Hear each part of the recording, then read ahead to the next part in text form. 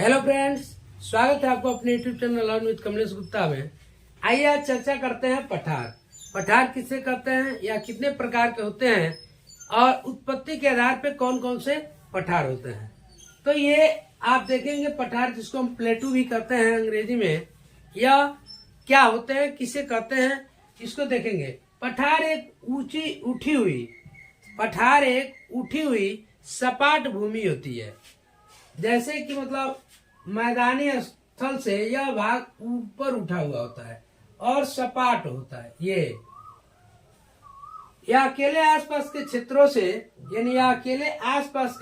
से अधिक उठा हुआ होता है और इसका जो शीर्ष होता है तथा ऊपरी भाग यानी शीर्ष वाला ये पोर्शन क्या होता है, मेज के समान सपाट होता है, जैसा कि आप देख रहे हैं। ये पठार बात करें कि यह उच्चावच के किस श्रेणी का उच्चावच है, तो पठार द्वितीय श्रेणी का उच्चावच है। और इसका विस्तार की बात करें तो भूपटल पे लगभग 33% है। और पूरे भूपटल पे देखें तो पठार का जो हिस्सा है 33% यानी 1/3 है। अब इसमें कभी कभी ऐसा है कि पठार पर्वतों से ऊंचे भी होते हैं, पर्वतों से इनकी ऊंचाई ज्यादा भी हो सकती है। जैसे कि आप देख रहे हैं तिब्बत का पठार जो लगभग 16,000 फीट ऊंचा है और 16,000 फीट ऊंचा है, विश्व का सबसे ऊंचा पठार भी है, जो कई पर्वतों के जो ऊंचाई है उससे ज्यादा है।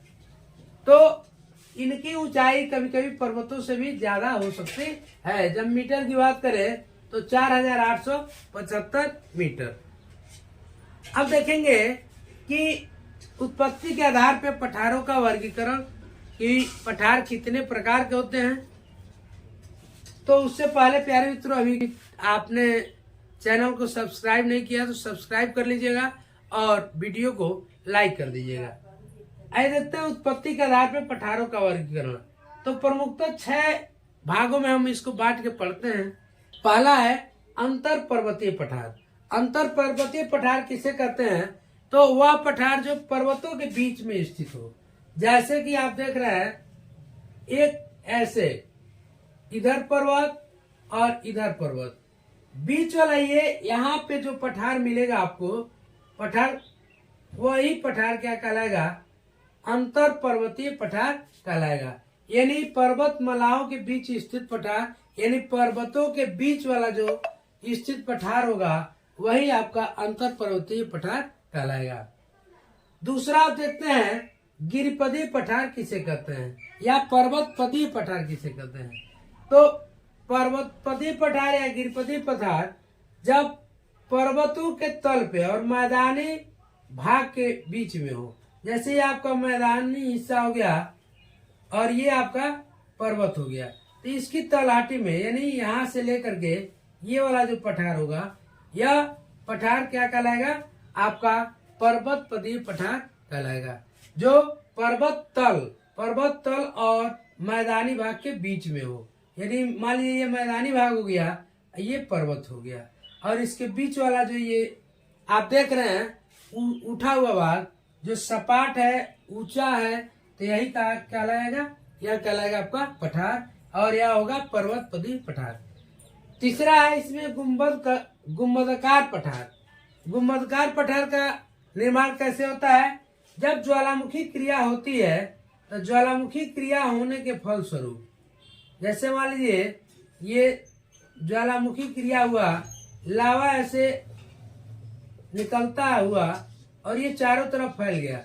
ऐसा होता है कि ये शीर्ष इसका ऊंचा होते हुए भी, यह जो इसका शीर्ष है ऊंचा उठा हुआ भाग, यह क्या होता है, यह चौड़ा हो जाता है, गोलाकार और चौड़ा हो जाता है और ऊपर से क्या लगता है, सपाट की स्थिति बन जाती है।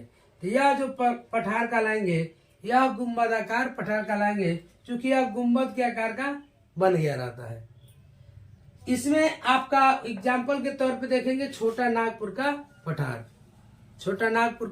पठार। चौथा इसमें देखेंगे महाद्वीपीय पठार। महाद्वीपीय पठार किसे कहते हैं, महाद्वीपीय पठार जब देखिए आग्नेय शैल का जब शैल में पढ़ाया, इसके पहले तो बताया कि आंतरिक क्रियाओं के कारण क्या होता है, जो धरातल के अंदर मैग्मा है कभी कभी वो निकलती है बाहर के तरफ, तो कभी कभी तो धरातल के ऊपर चली जाती है, धरातल से यानी भूपटल के ऊपर आ जाती है और आकर के विभिन्न आकृतियों का निर्माण करती है। लेकिन कभी कभी ऐसा होता है कि यह मैग्मा भूपटल के नीचे ही यहाँ पे जम जाती है, भूपटल के नीचे ही क्या होती है, जम जाती है। तो जब बारिश या पानी या किसी प्रकार से ऊपरी हिस्सा में अपर्दन हो जाए, फलस्वरूप ये नीचे वाली जो आपका मैग्मा ये है, ये उभर के सामने आ जाती है, तो यही कहलाता है आपका महाद्वीपीय पठार। अब इसके बाद से देखते हैं पांचवा, तटीय पठार। तटीय पठार किसे कहते हैं? तटीय पठार का मतलब है जब समुद्र के किनारे या महासागरों के किनारे जो पठार का निर्माण होता है वही कहलाता है आपका तटीय पठार। जैसे ये आपका समुद्र तल है और यहाँ से आप देखते हैं ये पठार का जो रूप मिलता है यही कहलाता है आपका तटीय पठार। छठा इसमें ज्वालामुखी पठार। ज्वालामुखी पठार किसे कहते हैं? तो ज्वालामुखी पठार का निर्माण ज्वालामुखी क्रियाओं के द्वारा होता है।